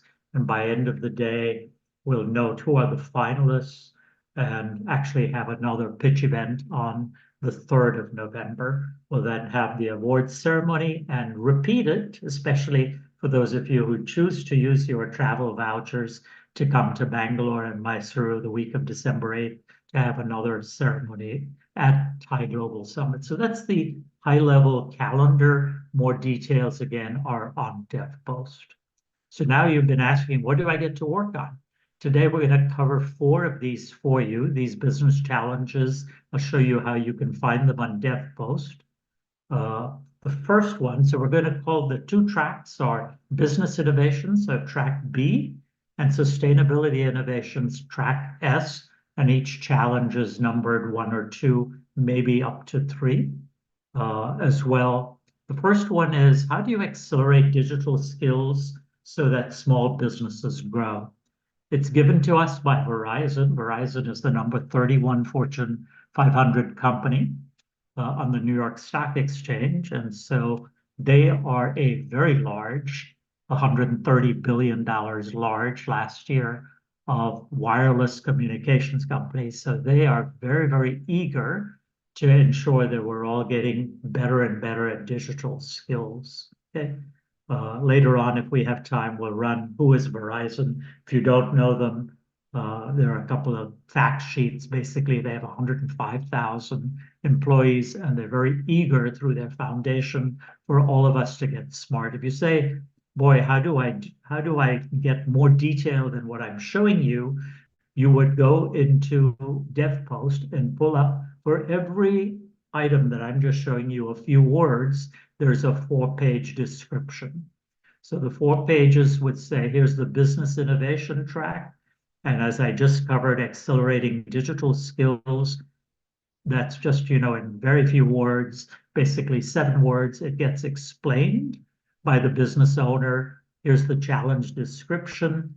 They're saying basically we need to have more digitally skilled employees and citizens, both as our customers, as our employees, as our partners. And how do we do all of this? How do I do it as a business owner to utilize all the stuff? I'm a restaurant owner. I run a small salon. I run a dress shop. I am in the tech business, but I'm not as familiar with it. How do I do that? So that's sort of the description. We then provide, how should you put the solution together? This will be the same format of the 4 pages. For each of the business challenges, you'll find that we're asking you to either do flowcharts, wireframes. You don't have to get down to a super detailed level. We've got a short time, and then propose a kind of model that makes sense. You can use different kinds of tools mentioned here and some resources that are available to you. And then we go on to business challenge 2. Remember, you can only pick one of them. So with that in mind, I'll just again show you the second business challenge under the same track is enhancing mentorship that drives small business digital adoption. So if somebody's in the business, how do they use these digital tools in order to get more and more adoption, but also how do people seek out mentoring in that? Same kind of idea, you would go to the detailed document and you would find a better, longer description. Verizon is a telecom wireless company, wants to make sure that small businesses have training and mentorship. They're seeking your innovative solutions, how to do that cheaper, faster, better, greater adoption in a shorter amount of time. Okay, so that's the second of the challenges under the business innovation track. Remember, by middle of next week, I would say pick one. You're going to see 4 today. We may add 2 more by then. So don't absolutely finalize your decision, but start to say that one doesn't make sense. That one doesn't make sense. Maybe you narrow down to 2, and then clearly by the second half of next week, your team should pick one. The great news is that Verizon has also offered 40 courses under 6 categories. I saw some of you asking questions that if you want to be an entrepreneur, how do you pick up finance knowledge? How do you get smarter? So there are several courses under these particular categories. You would go into the Verizon sign up and registration page, as we mentioned over here. And once you register, you'll see all these courses that are available to you. And the nice part is if you take 2 courses, or it turns out they also offer events, 1 course and 1 event, or 2 courses or 2 events, etc. If you are in the Western Hemisphere, because their market is mainly there, they also have the opportunity to sign up for grants. up to the tune of $10,000 to start your business that are non-dilutive. So irrespective, you get course material all for free, you get access to information, etc. So know that this is part of their program called Small Business Digital Resources. So that's the track on business innovation. We're going to give you a lot of time now to ask questions. So hold a second, and I know I'm covering a lot of stuff. So those are being offered through the Verizon Small Business Digital Readiness Program. The ones that I'm next going to cover are 2 sustainability challenges from a company called Ansell. We may offer 1 or 2 more by mid next week from a software company called BMC, and the Chet Education Foundation here in Atlanta, Georgia is offering the travel vouchers. So let's look at what Ansell is doing. They purchased the professional products division from Kimberly-Clark. Ansell is a 130-year-old Australian company, and they have offered 2 challenges. One is, how can we get you as innovative teams to give us an idea of putting together a business model where we can separate out personal protective equipment. So what that means, easy stuff. They're in the business of making rubber gloves, hospital gowns, many materials for safety. And they're saying, look, what has happened is that in this business, we are finding that companies want to be more environmentally sensitive, and they want to watch their footprint. We have created these right cycle warehouses and sorting facilities in many parts of the world, but we find that many of the companies don't just buy one thing. They buy our stuff, they buy other people's stuff, they buy different kinds of brands, and our challenge is how to separate these. Can we in fact say, look, if you just send us our stuff, no cost. But if you send us other people's stuff and we got to separate it out to be more sustainable, is there a business model, a subscription program possible? So that's challenge number S1. Again, they provide several other resources, clickable links, and their particular people from their business unit will be available for answering questions via dev post for you. In case you're wondering why Ansell cares about that, I'll tell you as soon as I cover the last of the business challenges we're going to cover today. So they're looking for a, whoops. Okay, so here they're saying, look, we do get that mixture of stuff in the, oops, there are 2 challenges. S1, business model, can we make money from it? How do we do it? And then also, so that's if we get a lot of mixed stuff. That's the business model. The other one is at the site of these business places, an office, a hospital, a clinic, what is it that these customers can do? Much like today, they're separating soft drink cans from water bottles, from paper product, from food waste. Can they do some of that with just these products? So when they arrive somewhat pre-sorted for us. Is that describe how that might work for us? So again, they've got 4 pages that explain that a lot better than I just did, how to safely and effectively sort it. There may be some products that obviously in a hospital environment need to be managed safely. They've given you a number of resources to do that. Let's just spend, you wonder who is Ansell? The nice part is last year they did take the top teams, interviewed them, and even offered, I think it was 1 team, maybe 2, a paid internship. And that's not a bad thing to work for a company that you're going to see a 1-minute video about them. 130 years old.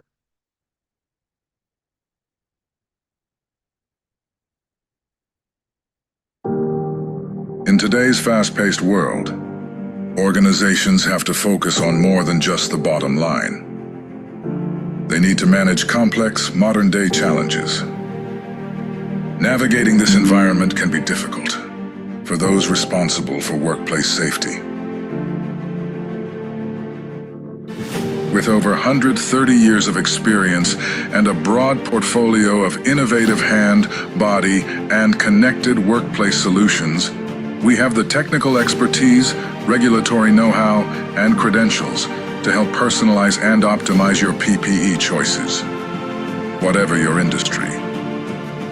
As a manufacturer committed to a sustainable future, we can demonstrate how different PPE choices benefit communities and reduce your organization's environmental impact. And with 800 sales professionals, 15 manufacturing facilities, 24 warehouses, and a network of outsourced suppliers around the world, our teams are eager to partner with you to enhance your company's growth and performance. Stay 2 steps ahead of workplace risk and lead your organization to a safer future. With Ansel. In today's fast-paced world. Okay, so with that in mind, they're looking for you to help them with solutions of this kind. And I think we can start taking some questions because I think people are eager to ask those. I can come back and finish up the slides. Ravi is also here and available since he's sort of the master of the hackathon, as it were. I'm seeing a couple show up here. Is there a way, Pradeep and company, to let everybody in as panelists? But I'll take some of the questions. So, or Ravi, you answer this one that says, do all team members have to join? This one's pretty straightforward. If the question is, do all team members need to join? The minimum 2, maximum 4. Everyone has to join individually on the DevPost website, and they should also join on the Verizon's platform. As individuals, right? So, great. As individuals. Awesome. Other questions before we just finish up for the day? If you have a question, please raise your hands and we'll make you a panelist. So, yeah. Yep, so I saw the per team member. So you each have to join, and then DevPost allows you to basically dovetail that Johnny wants to work with Sally, wants to work with Jimmy, etc., right? Into Team Acme or whatever. And again, read through, get smart about DevPost, because you will find, and I know you know how to do that. So we're eager to see many teams form over the next week or so. By the way, it doesn't have to just be people you know. There are skill sets and different materials available about we've got over 650 when I last looked, number of people that have joined. I think we're at 6, I'll tell you right now. So there's 644. So if you're wondering, boy, I don't know anybody else, there's 643 people who's, in fact, Ravi, are you at a place where you could show your screen, or would you like me to do a sort of a walk around? Yeah, and Ravi, there's one more question. I have registered individually. How can I add some more friends as a team? Ask them to register individually as well, and then DevPost allows you to come together. See, there are 644 people, right? After you've registered, each person. I think we're getting questions by people who've not yet had the time to go through DevPost. You will find it's actually a very, very easy application to do. But Ravi, you want to pull up your screen and or try to answer that question?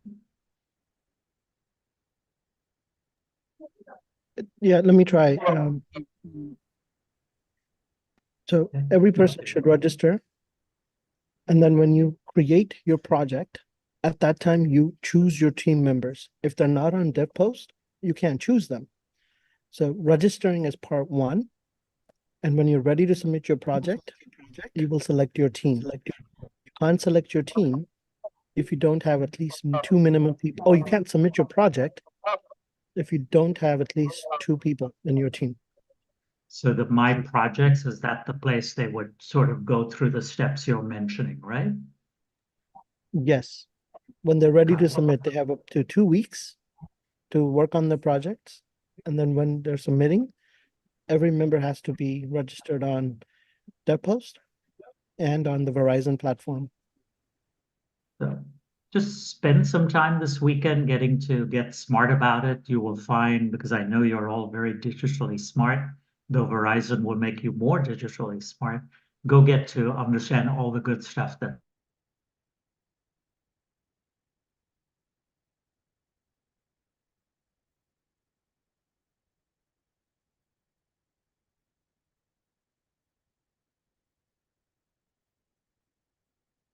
Cool. Dr. Lopez, I think you have frozen.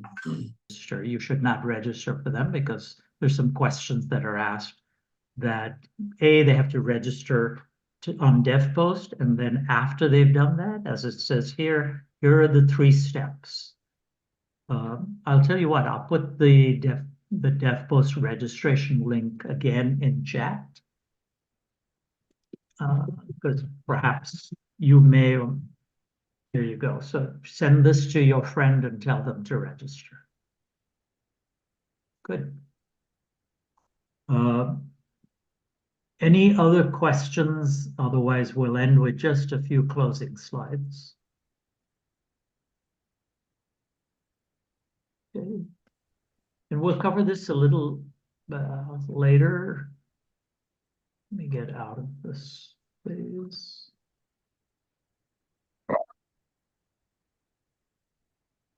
Here we go.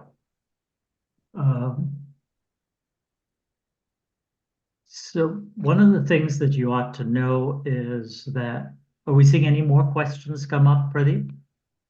No, Dr. Lopez. Okay. I'm going to skip this part because I think you probably want to know. Here is Ravi's contact info. Keep in mind, he's on US Central Time. Pradeep, frankly, if you all go and also do those 3 things, including get on the WhatsApp group, some of those questions that maybe you haven't even thought of today, but could be coming up next Tuesday, Thursday, you could ask us. I'm just going to mention that there will be Verizon courses you should sign up for, potential grants, prizes, travel. All of this, we didn't want to give you that level of detail today. Today, it's read the 4 business challenges, try to narrow down to maybe 1 or 2 by midweek. If we add a couple more by the end of this coming week, try to pick the one that you can work on, and then you'll have 10 plus days to work on it, right? I'm going to just, you want to take me off spotlight and maybe, You're off. You're off spotlight. Yeah. I know a couple of you will say that they're not, Ravi, can we just tell them either your and my zip code and tell them to use that? I'm okay with it. That's fine. It's 5 digits. Put whatever you like. Well, here's one that'll work. And if it says Marietta, Georgia, the answer is that's where I live. It's a suburb of Atlanta. So, and oh, Yes, I know you now have a US address without having to work hard for it. there you go. But it's an entire county. So we have, if I said 6 million people, you're going to say that's a small city in India, right, Pradeep? Not a big city. So good. I'm also putting in the address of TiE Global, so in case anyone wants to use that address, they can use that as well. Yeah. Yeah. Oh, the one in California. That's even better. In fact, let's do that. Let's have people use TiE Global's address rather than mine. I'm putting that on the chat right now. The California address with a 95054. Yeah. Shreya, there you go. Can we submit projects on more than 1 challenge or more than 1 project per challenge? I know Ravi? my answer. Ravi, you want to take an answer? Otherwise, I'll answer it. So any one So team should only. All right, let's make sure there's no echo. There is. I'll answer it and see if you want to be nicer, but I We'll think try this any echo. team be eligible for 1 challenge to solution, right?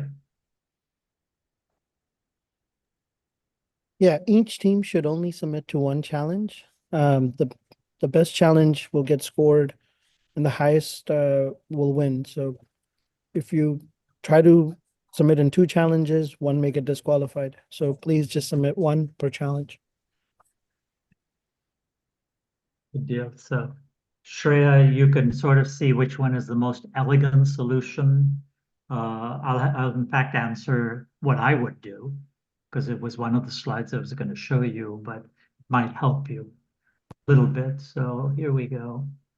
Shreya, time to watch this screen, right? If you said, boy, my solution will take a lot of effort and will have very little impact, that's the worst of the 4 quadrants. Wouldn't you agree? If you're following along, put something in chat. Would you agree that the bottom right quadrants, if you said my solution fits in that quadrant, I would tell you that's not the one to submit. And if you're following along, Pradeep, tell me, because I can't now watch the chat anymore. Yeah, sure. Right? Okay. And then what's the best quadrant to be in of the remaining 3? Here's the easy question for the weekend. So, you know, impact and effort, which of the remaining 3 you would say, if my project solution fits in this quadrant, I'm doing pretty well. Let's see how many people are listening and or putting stuff into chat. Top left. Yeah, Wilson has said top left.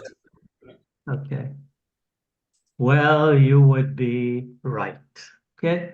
So I would say, look at your solution. If you did say, I'm going to narrow it down to 2, and one of them fits in the top left, that's the one I would pick and submit. Okay. But here's the real question for the weekend. Of the 2 remaining ones, what if in fact yours fits in the bottom left or the top right? Which one would you submit? This is, and by the way, this is not a it depends answer for once. I'm going to actually give you a way to think about it. Dishita has an answer top right. Top right. So she's going to, I think it's a woman's name. I'm not sure. Okay. Any other ones? Somebody ought to at least challenge that answer. So we've said, yeah, don't submit one on the bottom right quadrant, top left, all day long, good to go. Any other answers? What are we getting, Pradeep?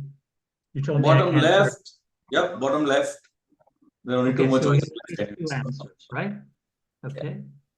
And here's the deal to think about. It's a great quote. Complexity is the enemy of execution. If you give a complex answer, the likelihood of the company using it is lower because they got to go through a lot of authorizations, hiring people, adding to busy people's calendars, etc. So it turns out the research shows, now I'm still going to indicate why both of you are right. So the bottom left is still a better place to be. But I'm going to give you a trick to use. Put in your solution that if you had only these 2 to pick, obviously we've said if your solution fits in top left, great, do it. But if not, something to do is in your solution, call the easier part, less effort, and less impact, call it phase 1. Tell the business challenge owner, here's what I would do in phase 1. And once you gather enough market information or impact information, phase 2 would be on the top right. So you could break it up into a phase 1, phase 2 answer in your solution. Okay, just another way of looking at it. Other questions? And Pradeep tries to do phase 1, 2, 3 for everybody because he's so helpful. So move them along fast. So we're all here as your friends. Hopefully you are getting that indication, right? So cool. One of the things that all of you could do is to probably help us propagate the message of the hackathon to your friends in the same city, the same college that you're in, or any other cities and any other college. And like Dr. Lopez said, maybe convert some of them into your team members. And if you think someone from a different country or different continent can be your ideal teammate, I think this hackathon is kind of the best platform to do that. And as a disclaimer, I need to apologize. The previous screen, the spelling of collegiate entrepreneurs was wrong all through the thing, and we were not able to change it real time. So any of you pedantic people on the call who noticed that, thank you for noticing, and apologies. See, sometimes you don't have to tell people what happened. Sometimes it's okay as well, Pradeep. So A couple of people pointed out to me, so I had to. no I had to worries. make it public. Yeah. Now people go try to find where the mistake was. So. Ravi, anything you want to add or cover? I know you're headed to a conference tomorrow, but anything you think that these student teams or mentors, and we're going to be gathering up names of mentors who will show up for the office hours on Zoom. Ravi, anything you want to close out with?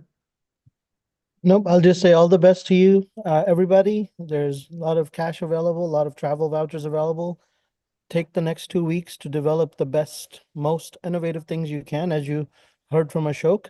Innovation actually is best told when it's done, and looking backwards is when you really see the innovation. It's hard to define innovation otherwise. So go make something, go be creative, go build awareness and inspire action. Awesome. Great way to close. And by the way, you can get friends and or other teams to join probably till the 24th, 25th. On the 26th, the teams have to submit at least a draft solution. So there's time, and have a great and wonderful rest of the weekend. Awesome. Thank you so much, everyone. We are closing bang on time, 9:30 p.m. IST in India. So have a great week ahead, and look forward to seeing all of you in Bangalore.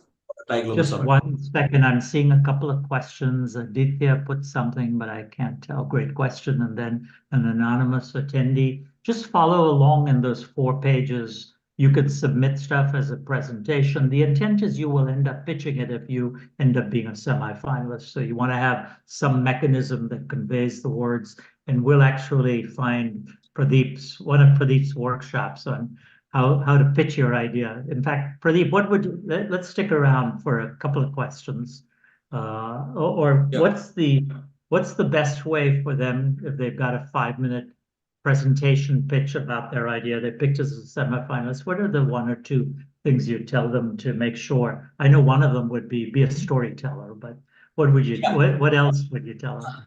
I think we live in a world that's constantly distracted. So the best way is to first, of course, attract attention by breaking a pattern. If all your other friends are putting up slides talking about themselves in their colleges, probably put up a slide that has absolutely nothing to do. We saw when Mr. Rao spoke, how he connected certain things that we normally would not have connected to technology. So the moment you break the pattern, then you have attention. But attention is only going to stay on till the person in the audience is going to have answer to one question, which is, what is in it for me? So if you can answer that question very lucidly and in a very crisp manner, I'm sure people are going to be tempted to ask the next question saying that, what more? And that's how you kind of gather attention, and then you hold on to the attention. And then finally, of course, in this context, it may not be relevant, but even otherwise, close with a call to action, because at the end of every presentation, there has to be a call to action. What do I do next, right? So it could, all said and done, it could be, hey, if you find my solution interesting, why don't you set up a call with your CTO for me on Zoom? I'm based out of Pune in India, and I would like to talk to your CTO. So that's probably my 30 seconds to telling you what you can do in those 5 minutes. Break the pattern for sure, because the last hackathon that we did, we had 1,900 applications. So just to sort out of them, we had to find who are all the different ones. Sometimes, even though you may look stupid by being different, your tendency to grab attention is going to be higher. So do that. Awesome. Great. Have a great weekend, and look forward to seeing some of your bright and innovative solutions. Thank you.